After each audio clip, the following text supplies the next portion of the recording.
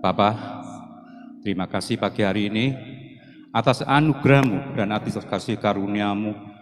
Engkau tetap memberi kami kesehatan, Engkau tetap memberi kami kebahagiaan, sehingga kami dapat beribadah menyembah-Mu di tempat ini. Bapak, sekali lagi buka hati kami, ubah pikiran kami untuk mendengarkan firman Tuhan. Dan firman Tuhan akan menghidupi kehidupan kami di saat-saat kita hidup di tengah-tengah angkatan yang bengkok ini. Kami percaya bahwa Engkau akan tetap tinggal di dalam hidup kami. Di dalam nama Tuhan Yesus, hamba berdoa dan mengucap syukur. Amin. Shalom, selamat pagi Bapak Ibu yang dikasihi Tuhan. Saya rindu baca firman Tuhan tentang, kita berdoa tentang Bapa kami ya, Matius 6 ya. Ayat 9.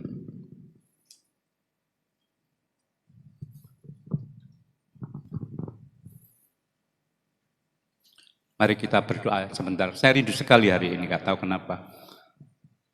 Bapa kami yang ada di dalam surga. Kita sama-sama Bapak Ibu ya. Matius 6 ayat 9.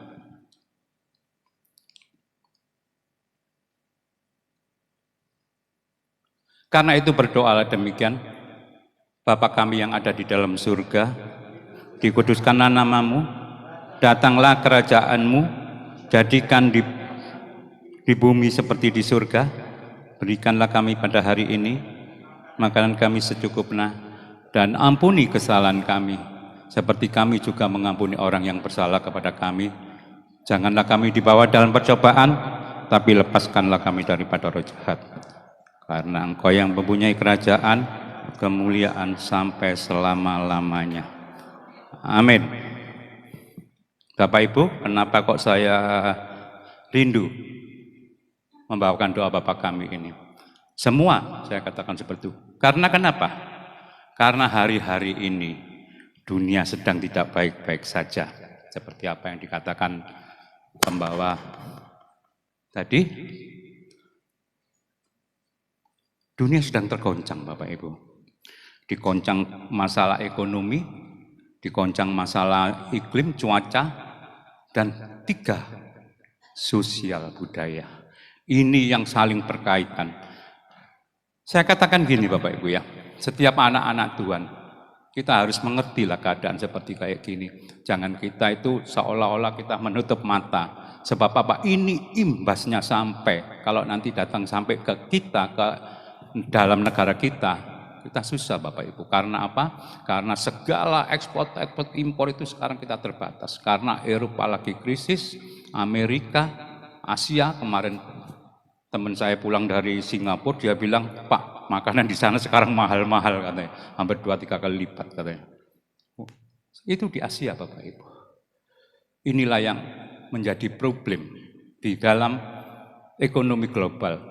Eropa lagi krisis, di sana banyak masalah, banyak problem, pabrik tutup, sehingga terdampak di dalam pabrik-pabrik di dalam negeri banyak PHK massal. Makanya jangan kaget, makanya saya katakan, apakah kita sebagai anak-anak Tuhan menjadi jawaban? Itu yang kita harapkan Bapak Ibu. Tapi ternyata gereja tidak memberi harapan. Banyak anak-anak Tuhan itu yang kadang-kadang mengeluh, kadang-kadang kalau ketemu saya ngeluh bagaimana dia sekolah mahal, bagaimana kehidupan susah, pekerjaan di PHK, kurang apa dan sebagainya. Itu bukan di kita saja, tapi di luar juga seperti itu di Eropa. Dan kemarin ada berita, hati-hatilah, ada namanya apa itu El Nino. Ini akan terjadi di dalam seluruh dunia, ada kena dampak. Air laut menjadi hangat, panas, mungkin musim panas akan lebih panas, atau hujan beberapa hari ini seperti itu tidak terduga. Ini nanti berakibat fatal di dalam pertanian Bapak Ibu. Dan yang paling tragis, dampak sosial Bapak Ibu. Tapi di sini belum ya. Kalau saya baca di Jepang, itu banyak orang tua itu lebih senang masuk penjara Bapak Ibu. Dia mencari gara-gara supaya masuk penjara. Karena apa? Karena dipelihara di penjara, dan dipelihara banyak teman-teman kita bersosialisasi dalam kehidupan itu. Itulah gambaran dunia saat ini. Makanya dunia sedang tidak baik-baik. Jadi kita sebagai anak Tuhan harus mengerti tentang ini. Jangan sampai kita sebagai anak, umatku binasa karena kurang pengetahuan dan umatku binasa karena tidak mengenal Allah. Ini penting Bapak Ibu. Sebab apa? Ini ada kaitan dengan iblis, namanya roh jahat. Iblis itu akan membawa kehidupan kita. Ada dua hal yang membawa kita ke dalam mengabdi pada dua Tuhan, kita fokus pada mamon dan mengabdi dan fokus kepada berhala masa kini, bahasa berhala modern. Kenapa saya katakan seperti itu? Iblis tidak tinggal diam. Karena apa? Semua orang akan dibawa ke situ. Gak peduli kita, gereja sudah kelihatan semua mana, semua dibawa seperti itu. Dia mengutamakan yang besar, semua akan ditarik semua, banyak-banyakan. Seperti itu. Makanya sekarang hati-hatilah Bapak Ibu di dalam kehidupan ini. Jangan asal kita percaya dalam hal-hal yang tidak benar. Seperti itu. Maka ada 4 hal yang harus kita lakukan di dalam hidup ini Bapak Ibu ya. Sebelum saya masuk di dalam hari ini, saya katakan tetaplah percaya dengan firman, pesan firman Tuhan. Kita baca di Amsal 14 ayat 26.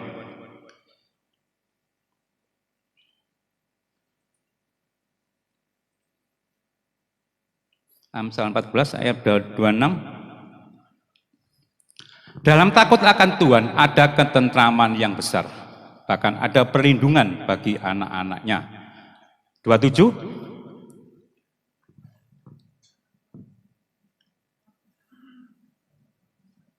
27 Bapak Ibu ya. Takut akan Tuhan adalah sumber kehidupan sehingga orang terhindar dari jerat maut. Lompat ke 30 kalau nggak salah, 29 atau 30. 29. Hati yang tenang menyegarkan tubuh, tetapi iri hati membusukkan tulang. Ini yang pertama. Yang kedua kita baca di Filipi 2 ayat 13, 14, 15. Karena Allah lah yang mengerjakan dalam kamu baik kemauan maupun pekerjaan menurut kerelaannya. 14. Lakukanlah segala sesuatu dengan tidak bersungut-sungut dan berbantah-bantah. 14. Supaya kamu tiada beraib dan tiada bernoda sebagai anak-anak Allah yang tidak bercela di tengah-tengah angkatan yang bengkok hatinya dan yang sesat ini, sehingga kamu bercahaya di antara mereka seperti bintang-bintang di dunia. Ketiga, Roma 9 ayat 20.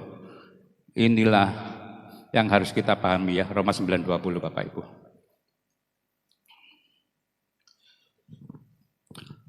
Siapakah kamu, hai manusia? Maka kamu membantah Allah. Dapatkan yang dibentuk berkata kepada yang membentuknya, mengapakah engkau membentuk aku demikian? Kita mundur ke 15-16.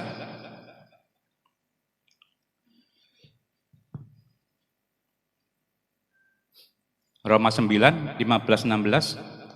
Sebab ia berfirman kepada Musa, aku akan menaruh belas kasihan kepada siapa aku mau menaruh belas kasihan, dan aku akan bermurah hati kepada siapa aku mau bermurah hati.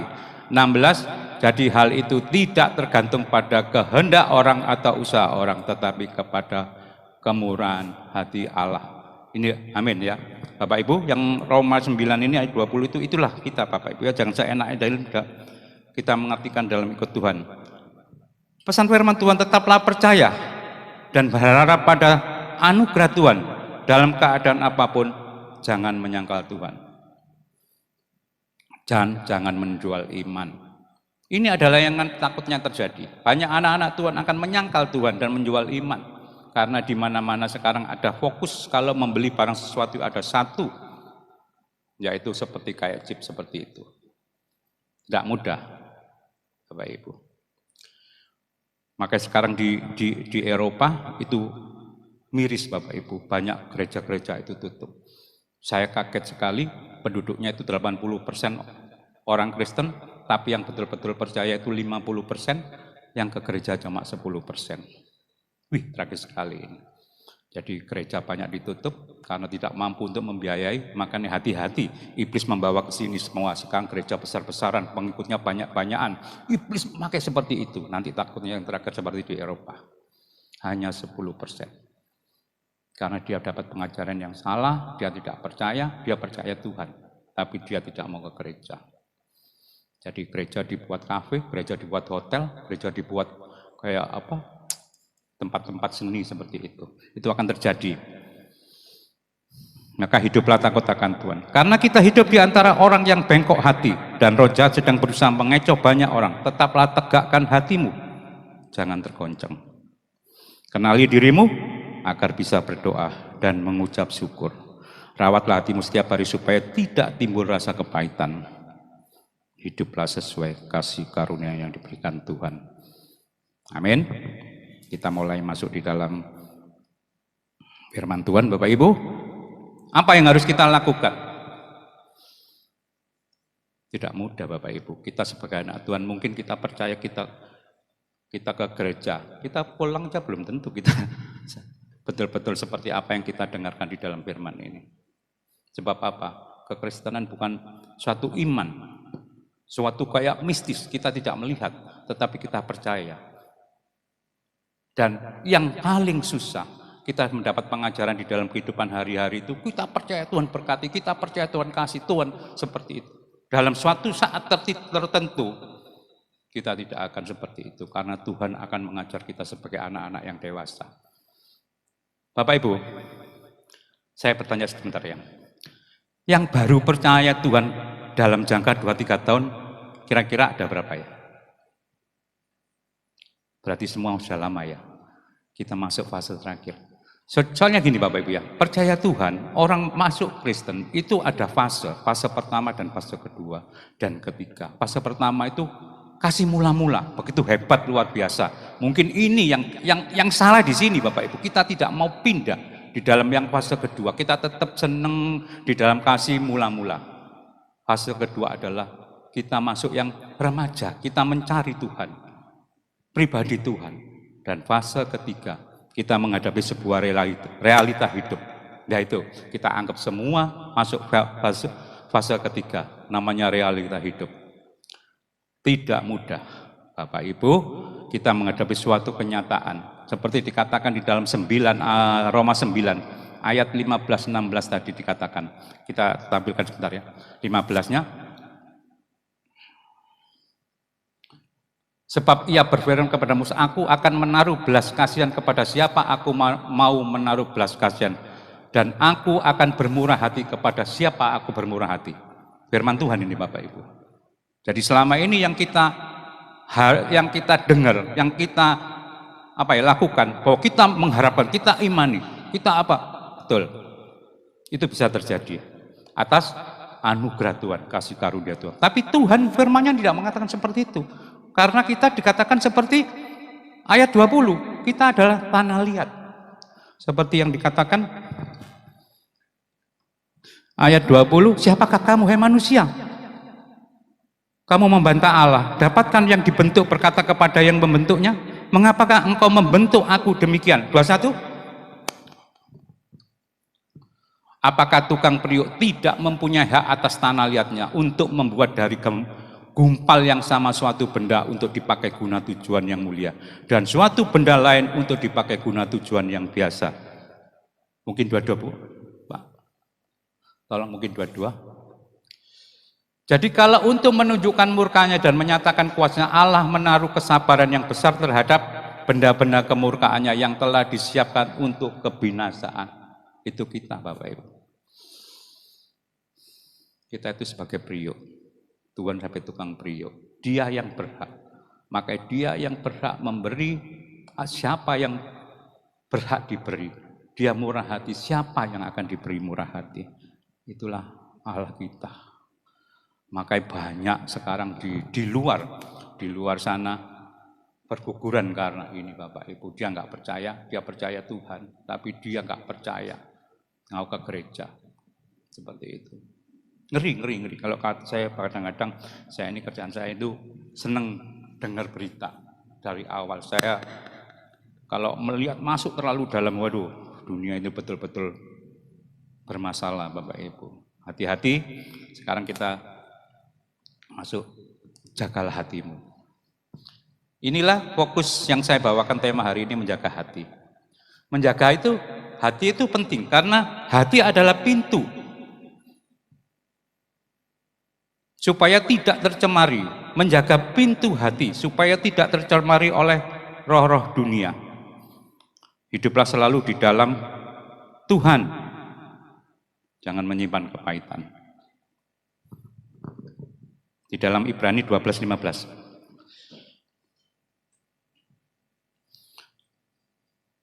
Jagalah supaya jangan ada seorang pun menjauhkan diri dari kasih karunia Allah, agar jangan tumbuh akar yang pahit, yang menimbulkan kerusuhan dan yang mencemarkan banyak orang. Jagalah hatimu. Amsal 4 ayat 23. Jagalah hatimu dengan segala kewaspadaan, karena dari situlah terpancar kehidupan. Dari hati terpancar kehidupan, dari hati mulut menentukan hidupmu. Hiduplah selalu di dalam firman Tuhan, jangan menyimpan kepahitan, sebab di saat hati kita bersih, maka pikiran kita ikut bersih. Di dalam pikiran kita bersih, maka keluar perkataan yang bersih pula, sehingga segala perbuatan kita menjadi berkenan. Dari hati, pikiran, mulut, perbuatan. Kalau hati kita kotor, keluarlah perbuatan kita kotor. Ini yang harus kita jaga, Bapak Ibu. Hati-hati, jangan kepahitan. Buang kepahitan, buang. Kita sudah nggak masuk ke situ, Bapak Ibu. Kita zamannya beda. Banyak orang yang senang selalu mengingat-ingat masa lalu. Aku benci, aku bermasalah. Nggak ada, Bapak Ibu. Ditinggal sekarang. Jauh zaman ini, zaman luar biasa. Kita diperhadapkan dengan hal-hal yang teknologi modern.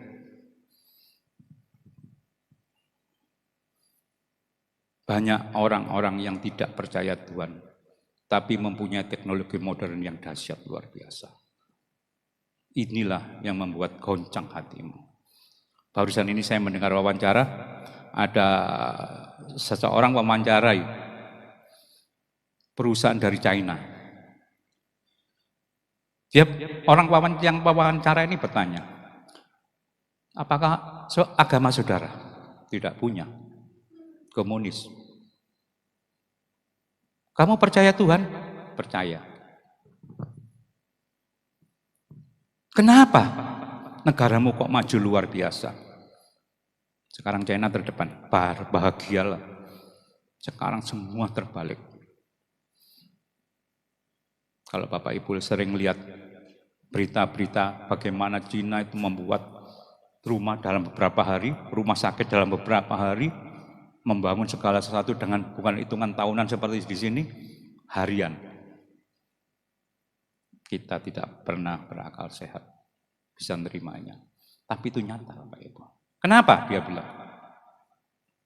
Karena dia hidup disiplin, karena dia itu kayak terorganisir gitu, percaya dengan pimpinan, hidup terbiasa. Dengan kerja keras. Tidak percaya Tuhan. Tapi barusan ini rakyatnya tergoncang. Karena gara-gara pandemi banyak yang meninggal, dia syok Bapak Ibu. Terutama anak muda-muda. Semua hartanya dijual. Semua barang-barang yang branded dijualin semua. Dia naik ke gunung, ke tempat yang sepi-sepi, dia mengasingkan diri, dihabiskan uangnya di situ. Karena tidak ada gunanya. Dia bilang gitu. Banyak anak orang-orang muda-muda lari semua ke gereja, bukan ke gereja, ke kuil. Banyak karena takut seperti itu. Hidup susah. Bukan takut akan Tuhan, tapi hidup susah. Di sana sekarang mengalami kesusahan. Karena apa? Karena Eropa mengalami krisis sehingga banyak barang-barang yang dari Cina tidak terpesankan, banyak pabrik-pabrik yang tutup.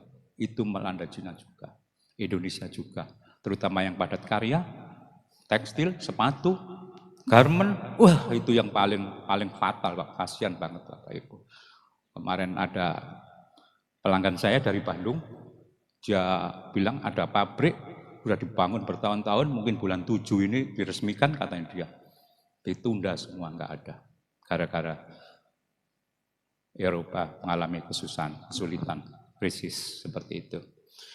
Makanya saya katakan di dalam keadaan apapun jagalah hatimu. Karena di dalam hati itu yang keluar kepikiran, mulut dan segala perbuatan kita sehingga perbuatan kita bisa menyenangkan Tuhan. Segala perbuatan tercermin dari hati kita karena hati kita yang menentukan kehidupan rohani kita. Jadi rohani kita ditentukan dengan hati kita. Tapi iblis tidak tinggal diam Bapak Ibu. Ia berusaha membuat hati kita tercemar dari roh dunia dan memberhalakan segala keinginan. Inilah kenyataan hidup. Jadi kita dihantam dengan mamon, kita dihantam dengan berhala. Iblis membawa ke situ. Makanya Bapak Ibu hati-hati, bawalah hati pada Tuhan melalui doa karena Tuhan yang menguji hati. Jagalah hati dengan baik karena dari hati timbul segala pikiran jahat. Ada di Matius 5, 15 ayat 18 19.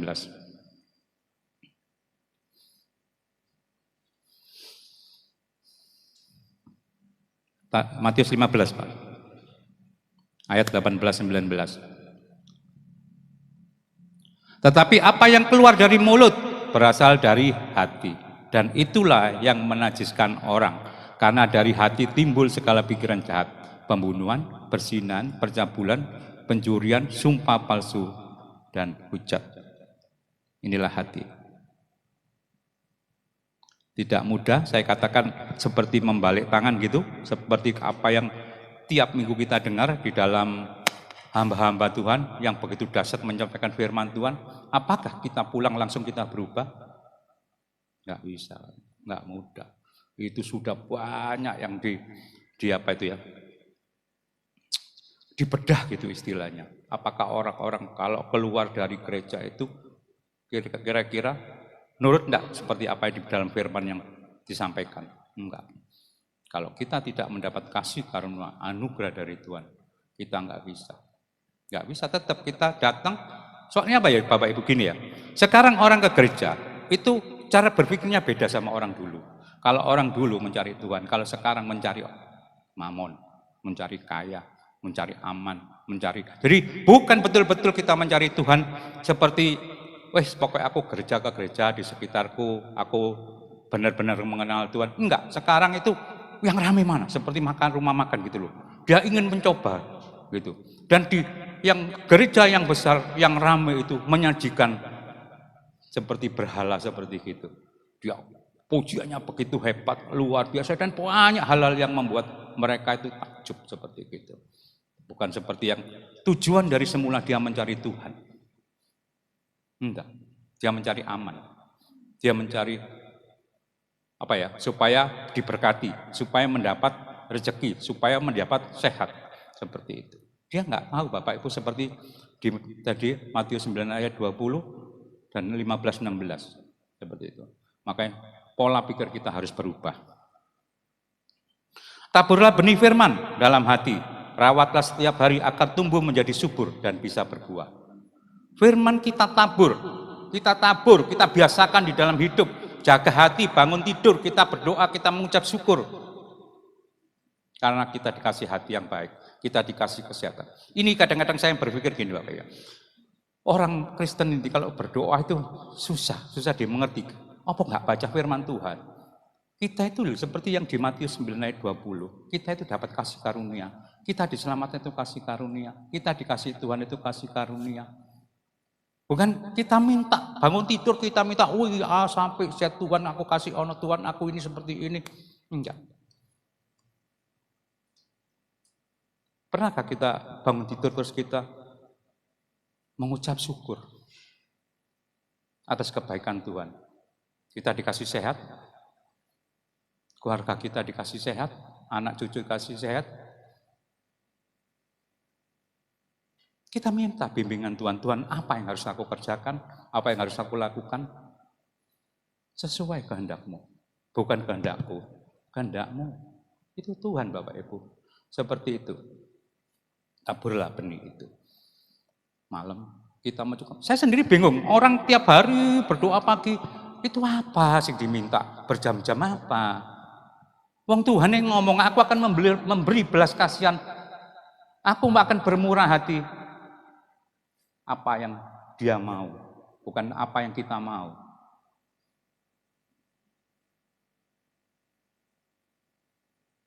Maka dikatakan di Matius 7, ayat 7 kalau nggak salah, mintalah, carilah, ketoklah.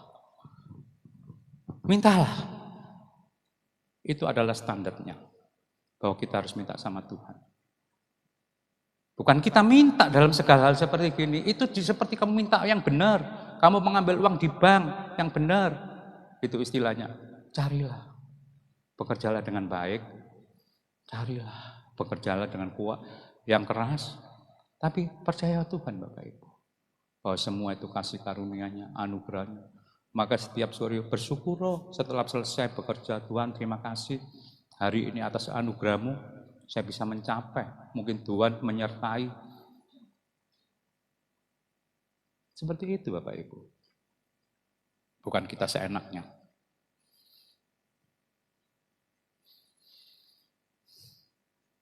Tiga hal yang harus kita masukkan di dalam hati kita. Agar kita kuat. Agar kita bisa menghadapi kehidupan di zaman ini. Zaman modern. Karena apa? Teknologi begitu canggih. Habis ini orang itu biar bisa wisata ke bulan, itu sudah antri Bapak Ibu. Melihat kapal Titanic yang tenggelam, antri Bapak Ibu. Berapa M gitu, 3 atau 4 M. Padahal barusan ini saudara-saudaranya yang lihat kapal Titanic yang tenggelam, dia masuk ikut kapal selam, meledak, meninggal semuanya. Tapi tetap dibuka. Hebat enggak? Manusia itu ke bulan. Semua akan bisa terjadi. Kadang-kadang di luar nalar kita. Apakah kita tetap seperti ikut Tuhan seperti ini? Teknologi begitu canggih. Kita tidak mau ngikutin. Setan bekerja di dalam kehidupan kita. Kita tetap memberhalakan mamon. Bapak Ibu, kalau mamon tetap di tempatnya, kita aman Bapak Ibu. Kalau mamon tetap di dompet, kalau tanpa di lemari, aman. Kalau mamon di hatimu, hancurlah kamu. Seperti Isabel. Ini sungguh Bapak Ibu. Berhala. Aduh. HP yang terbaru. Biarpun nggak punya duit, tetap diutangi. Ya apa cara mendapat HP baru? Antrinya luar biasa. Seperti itu Bapak Ibu. Canggih. Nggak ada yang aduh, beli lama usang buang, beli buang, ganti yang baru, berhala. Kesombongan, menjadi berhala. Sekarang, lihatlah sekarang, banyak hamba-hamba Tuhan, maaf, yang besar-besar, karena dia dipakai Tuhan, dipakai luar biasa. Sekarang zaman terbuka Bapak Ibu, gak kayak dulu, kita nggak bisa dulu, kita nggak ngerti, tapi sekarang apa yang kamu cari pasti ada. Gak usah jauh, hari ini, detik ini, karena terbuka di dalam Google. Gereja, menawarkan segala sesuatu supaya jemaatiku ikut. Ayo, makanan kami yang lezat. Ayo, makanan kami yang luar biasa. Tempat kami hebat, tempat kami luar biasa. Seperti itu Bapak. Saya harap jemaat GKI Kana ingat toh bahwa iblis bekerja akhir-akhir ini luar biasa. Yaitu dibawa kita ke mamon dan berhala. Tidak terasa Bapak Ibu. Jadi zaman dulu kalau iblis bekerja itu kadang-kadang orang yang susah, orang yang bermasalah. Ya toh? Sekarang enggak, iblis sudah pinter. Sekarang dibawa orang dengan kesenangannya, dibawa orang dengan kesuksesannya. Maka di dalam firman Tuhan tidak ada di dalam kehidupan maksudnya yang tercapai itu dengan setinggi-tingginya. Semua dikatakan secukupnya. Seperti doa Bapak kami. Berilah kami makanan pada hari ini. Makanan secukupnya. Beribadah dengan secukupnya. Membawa faedah. Segala. Karena kenapa? Karena dia tidak tahu bahwa iblis itu betul-betul bekerja. Setiap orang yang sampai tinggi bukan dibawa dengan kebenaran. Tetapi dibawa iblis ke dalam kerajaannya. Jangan bangga. Eropa dulu seperti itu. Orang berlomba-lomba membuat gereja yang besar. Wah, bangga, jemaatnya banyak. Luar biasa. Begitu pandemi, tidak ada yang ke gereja, tidak ada biaya gerejanya, akhirnya dijual, dibeli. Ada yang dipakai masjid, sekarang enggak boleh. Sekarang dibuat hotel, dibuat kafe, dibuat kayak museum seperti itu. Jadi banyak iblis membonceng kita. Hati-hati Bapak Ibu. Kalau Bapak Ibu di dalam keadaan zona nyaman, hati-hatilah, ingatlah, jagalah hatimu. Karena dari hati keluar segala masalah, kejahatan dalam hidup kita. Ada 3 hal, takutlah akan Tuhan.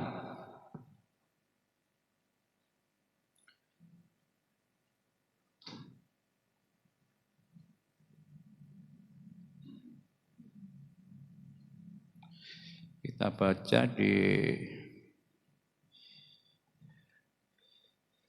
takutlah akan Tuhan, kuasai dirimu. Hiduplah sakal diri pikul salib, selalu tulus hati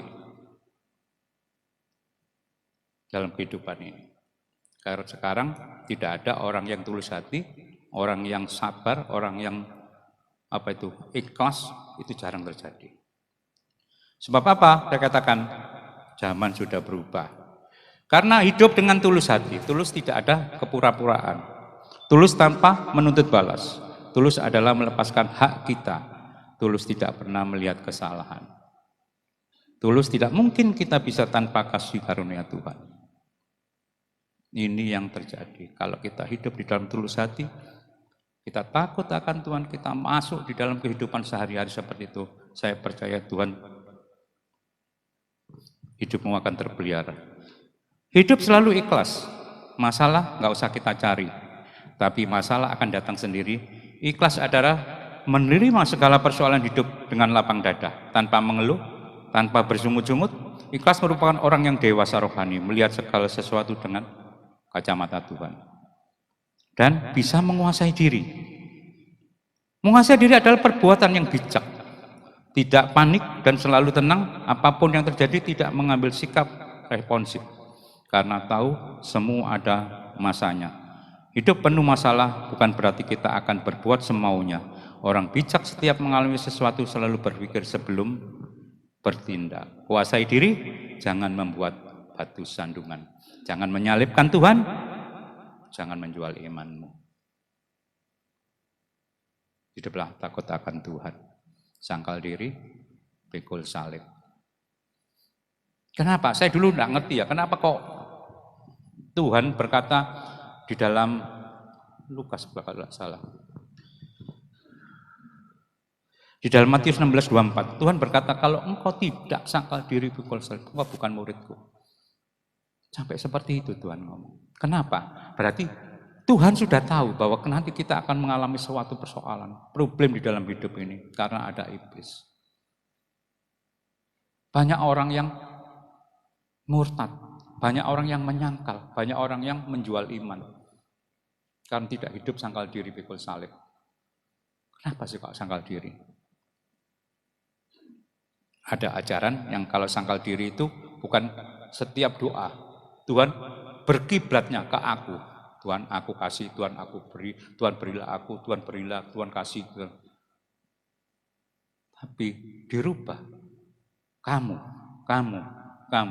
akan saya berkati, kamu akan saya kasih, seperti itu. Jadi itulah hidup menjaga hati dan takut akan Tuhan.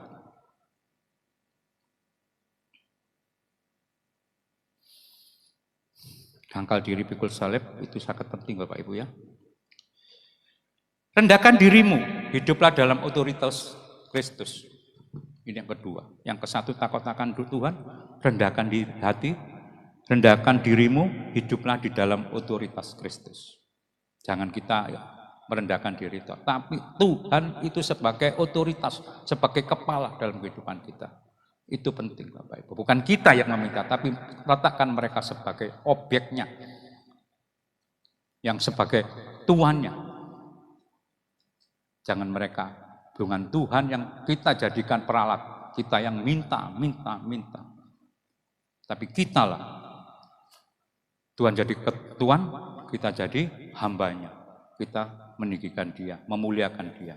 Seperti itu Bapak Ibu. Sangkal diri, tidak mudah. Jangan nuruti hawa nafsumu, jangan menuruti keinginanmu.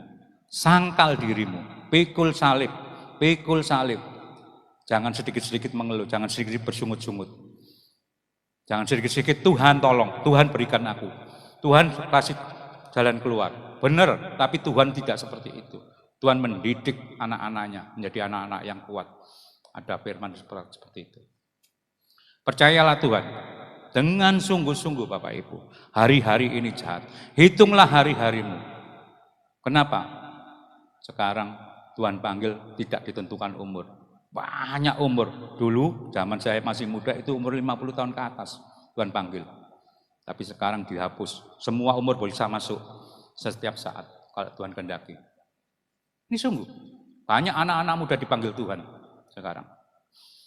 Enggak seperti zaman dulu orang tua-tua. Makanya berjaga-jagalah. Hitunglah hari-harimu. Jangan bangga setiap kami bertambah umur. Berkuranglah kesempatan kita hidup di dunia. Gunakan waktumu dengan baik-baik. Renggatakan dirimu, hiduplah dalam otoritas Kristus. Jangan egois dan sombong, merasa paling benar. Itulah orang Kristen Bapak Ibu. Sekarang semua dihantui dengan paling benar adalah penyakit yang tidak ada gejala dan menyerang pada semua orang yang mendapat kasih karunia khusus. Orang yang merasa paling besar, paling hebat. Itulah zaman sekarang. Paling dipakai Tuhan, hidupnya merasa seperti di awan-awan. Semua orang yang di sekitarnya bagaikan orang yang rendah dan layak menjadi objeknya. Banyak orang yang merasa suci hidupnya seolah-olah menjadi tangan kanan Tuhan. Ini terjadi Bapak. Berbicara dengan lantang, menyampaikan pesan Tuhan dengan nada bicara sok tahu. Membangun karisma dirinya paling hebat. Di mata semua orang itu cirilah orang yang kena penyakit paling seolah-olah istimewa di hadapan Tuhan. Orang yang paling hebat, egois,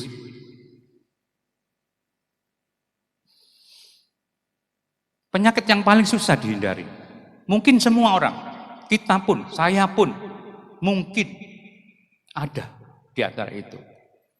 Penyakit paling susah dihindari, menyerang semua orang di segala lapisan. Orang yang kena penyakit egois biasanya lupa diri, memandang dirinya lebih benar. Memandang semua persoalan seolah tanpa dia tak akan berhasil. Selalu memandang orang lain lebih rendah. Karena aku makanya menjadi berhasil.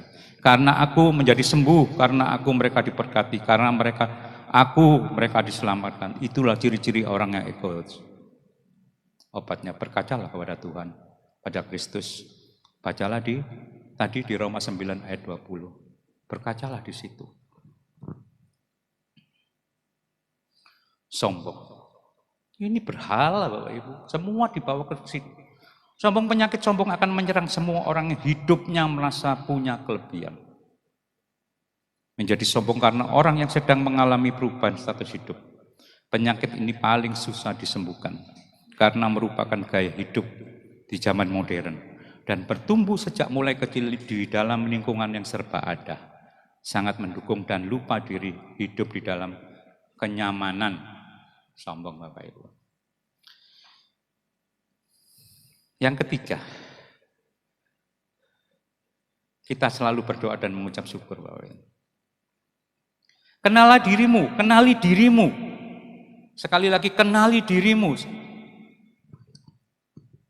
agar bisa bersyukur. Kenapa kok kita mengenali diri seperti di Roma 9 ayat 20, supaya kita bisa bersyukur. Kan kita nggak bisa berbuat banyak, karena kita adalah periuk. Dan Tuhan memberkati, memberi sesuai dengan apa yang mereka kehendaki, bukan kita. Kita tidak bisa berbuat apa-apa. Kita bisa datang ke kebaktian pagi hari ini atas kasih karunia, anugerahnya. Kalau kita nggak dikasih, kita sakit, kita bermasalah, kita nggak bisa datang. Kenali dirimu, siapa kita. Setiap kita melakukan segala sesuatu, kita mungkin marah, kita sombong, kita egois. Kenali dirimu siapa.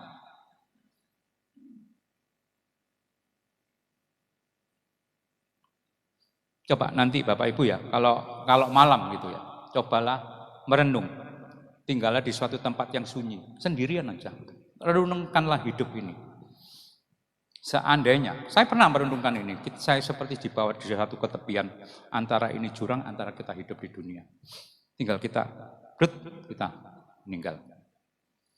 Renungkan. Seandainya malam ini, hari ini Tuhan panggil. Apa yang kamu punya, kamu bawa. Apa yang kamu berhalakan, itu terpikirkan dalam hidup kita. Semua kita tinggal. Semua nggak ada yang kita bawa. Nggak ada pamit, nggak ada ngomong, nggak ada maksudnya kita dikasih tahu, kita besok dipanggil Tuhan, nggak ada. Renungkan seperti itu. Baru kita bisa mengucap syukur. Siapa sih kita? Makanya saya katakan, taburlah di dalam kehidupan sehari-hari. Kristus firman Tuhan taburlah di dalam hatimu. Takutlah akan Tuhan.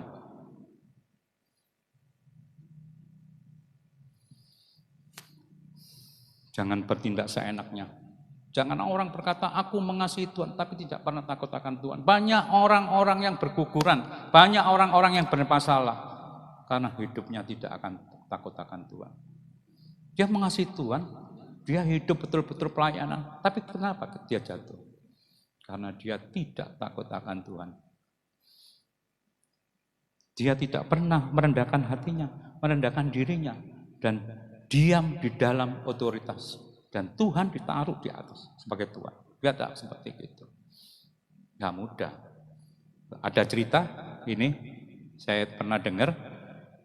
Ada seorang penginjil, zaman dulu Bapak Ibu, dia masuk di negara komunis, dia kena pegang dari penguasa, dia diajar, dia apain aja, sampai kukunya dicabut, tetap dia tidak menyangkal imannya. Dari penguasa ini ada orang yang jenius. Bapak, dia bilang kepada komandan, kita bawa ke negara yang maju, ke negara modern. Kita lepaskan di situ. Hari demi hari, hatinya tergerus dengan kesenangan dunia. Hari demi hari, hatinya dibawa dengan kenyamanan. Akhirnya 5 penginjil ini jatuh, Bapak Ibu. Di dalam kehidupan nyaman, dalam kehidupan dunia yang glamor, akhirnya menyangkal imannya. Dari situ kita tahu bahwa iblis membawa kita ke tempat kenyamanan, ke tempat yang kadang-kadang kita tidak terpikirkan, yang begitu hebat, yang kita selalu mencari yang kita hebat. Hati-hati. Di situ iman kita akan gugur. Kita disiksa, kita masih berdoa, kita percaya, dicabut, diapain, kita tetap percaya. Kita dikasih enak. Ingat monyet? Dikasih apapun, kalau yang tinggi itu, dikoyak-koyak dia tetap pegangan kuat, begitu dikasih silir-silir dia akan jatuh. Angin sepoi-sepoi. Itulah kehidupan Bapak Ibu.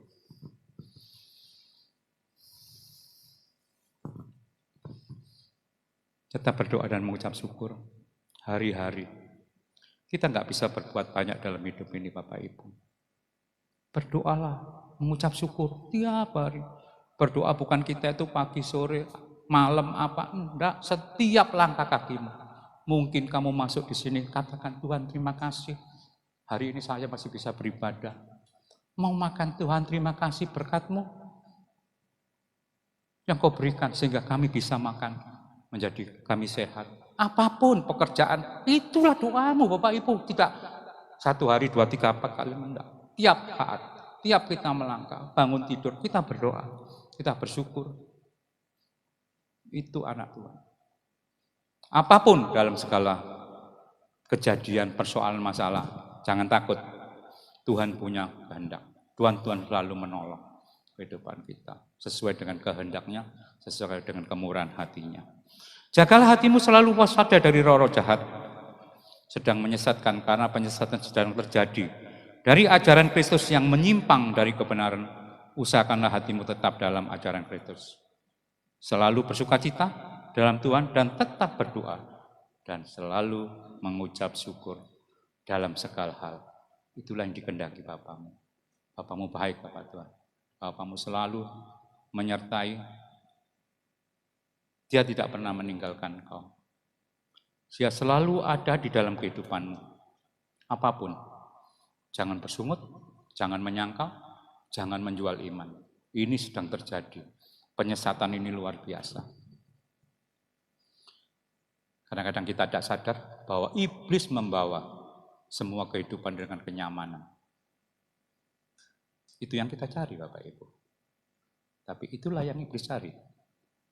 Kita hidup di darah menyembah dua Tuhan, iblis dan Mammon. Tidak ada yang mustahil dalam hidup ini. Percayalah sungguh-sungguh kepada Tuhanmu. Jangan kau lepaskan. Percayalah bahwa engkau tidak bisa berbuat apa-apa tanpa Dia. Karena kita priuk. Dia tukang priuk. Baca, renungkan.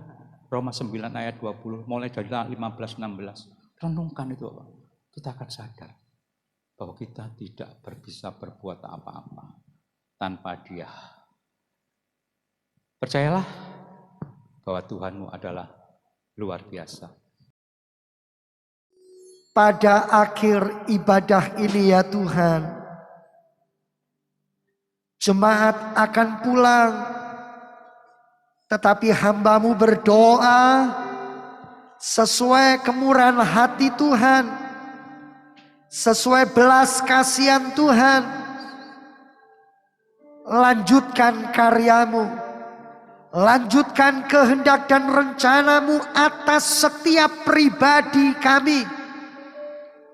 Ya Tuhan Yesus yang kekasih, kami adalah milik-Mu, kami adalah kepunyaan-Mu, dan memiliki Engkau adalah segala-galanya di dalam kehidupan kami.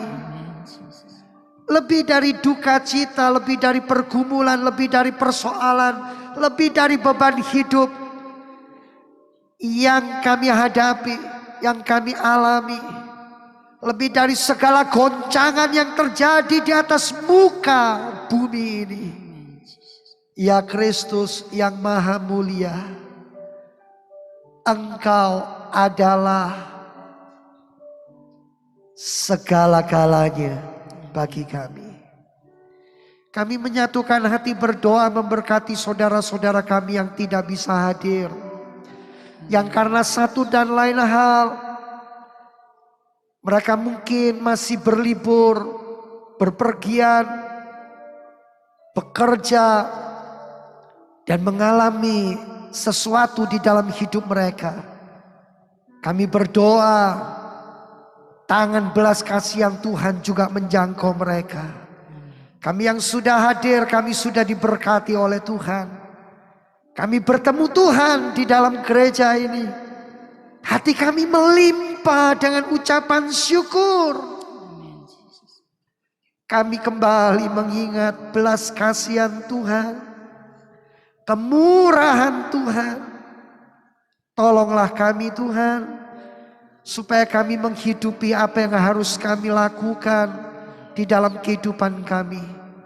Kami berdoa juga memberkati Bapak Presiden dan wakilnya, semua jajaran Menteri, TNI, Polri, DPR, MPR. Pemilu tahun depan Indonesia boleh mengalami hujan keselamatan, hujan pertobatan.